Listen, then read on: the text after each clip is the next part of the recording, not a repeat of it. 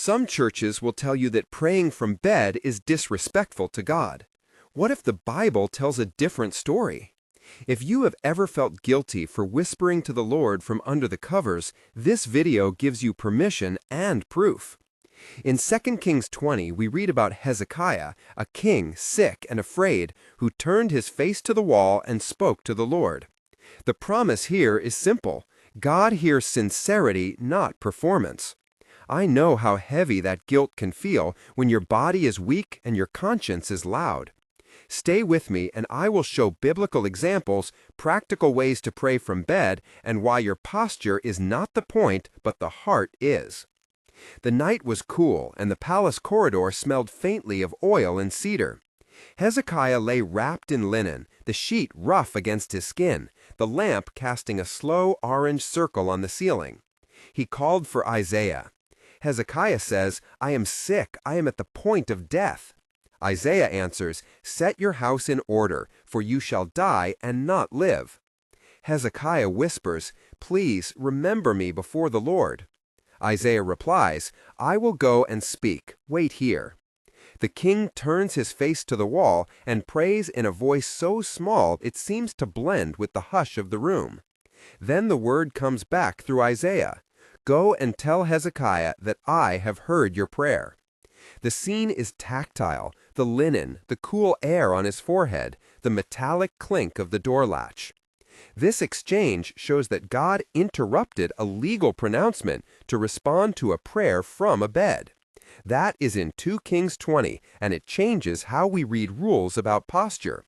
If you need a moment, pause here and breathe. Many listeners have a story like mine. I grew up in a household where prayer was a checklist of positions and words. My mother insisted on kneeling until the floor hurt, and my pastor measured devotion by how loud a person prayed in public. Later, exhausted after long shifts, I would whisper to God under a thin blanket and feel shame. That backstory shaped my doubts and my relief when Scripture began to set me free. It took years to unlearn the performance and learn honesty. The memory of the creak of the stairs, the smell of boiled coffee, and the ache in my shoulders when I finally spoke from bed is still vivid. If that resonates, I want to hear from you. If you have ever prayed in an unexpected place and felt heard, share it below. Tell us one line like, "In the ER," "in the car," or "on a bus at dawn." Your comment could encourage someone else who feels alone in their doubt. Many here, including Sarah, Michael, David, Rachel, and John, have shared short testimonies that changed someone else's life, and yours can do the same. Writing one, a sentence takes seconds and can comfort a stranger. Now, back to the stories that free us. The second biblical example comes from Genesis 47, where Jacob lives his last days in Egypt, surrounded by family and uncertainty. Imagine the room warm with bread baking, dust settling on the windowsill, and Jacob resting on a pallet, his hands garled with years. Joseph approaches. Jacob speaks a blessing. Joseph answers, "Uncle Jacob, what do you wish?" Jacob replies, "I will bless you and place my hands on their heads." The conversation is intimate, simple, and done from a bed or mat. The texture of the scene, the taste of bitter herbs, the creak of the door, the weight of breath in the room reminds us that God meets people in the quiet of feeble places. This too confirms that important conversations with God do not need a stage. Historically and theologically, this makes sense. Jesus warned against prayer as performance in Matthew 6, verse 5, where he said, "Do not pray like the hypocrites who love to be seen." The Psalms record quiet devotion, as when David says in Psalm 63:6, "I remember you upon my bed and meditate on you in the watches of the night." Psalm 4:4 urges us to be silent before the Lord. Hannah in 1 Samuel 1 prayed silently, and God answered. Scripture repeatedly values the inward posture of heart over outward posture. The Spirit helps us in weakness, as Romans 8:26 explains, and grace is sufficient, as 2 Corinthians 12:9 testifies. Jonah found God in the belly of a fish. Peter met the risen Lord while he was confused and going about his work in Acts. The thief on the cross found mercy in his last breath. These examples form a pattern that challenges legalistic rules. Now, practical application. Picture 3 scenarios. Scenario 1. You awake at 3 a.m., lamp haloing the pillow, the clock ticking loud, your throat tight with worry. Scenario 2. You lie in a hospital bed, the antiseptic smells sharp, machines humming, your hand numb. Scenario 3. You are on a night shift, seatbelt cool against your chest, headlights throwing long shadows. In each place, you can pray simply.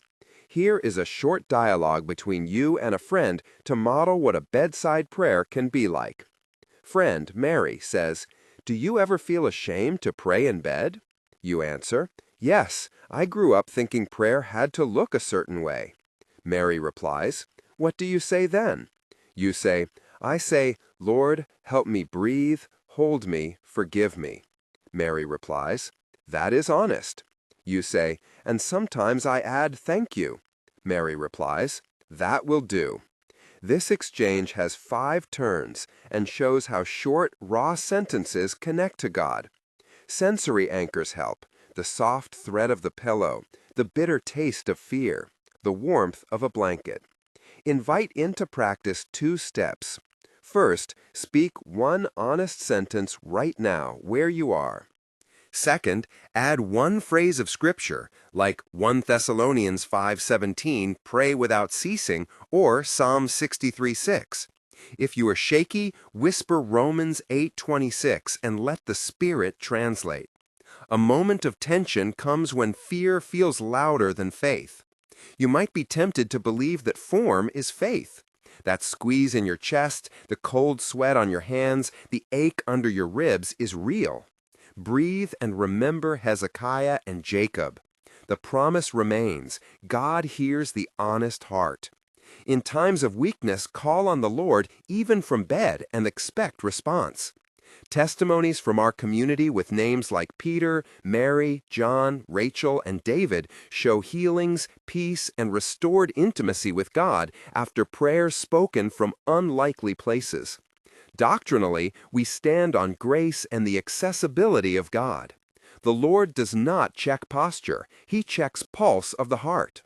Passages like 2 Corinthians 12:9 and Romans 8:26 assure us that weakness is a place of strength because grace dwells there. Scripture invites continual prayer and honest speech. In the Gospels, the dying thief turned and met Jesus and was told, "Today you will be with me in paradise." That is mercy meeting a last breath. God meets Jonah, Peter, Hannah, Hezekiah, and ordinary people where they are. The posture of your body does not validate your prayer. Your honesty does. So if you are awake now, speak 1 sentence to the Lord from your bed. Share below the 1 line about where you prayed and how you felt. Subscribe for more biblical encouragement that frees you from performance and builds intimacy. Remember this: God is not checking your posture, He is listening to your heart.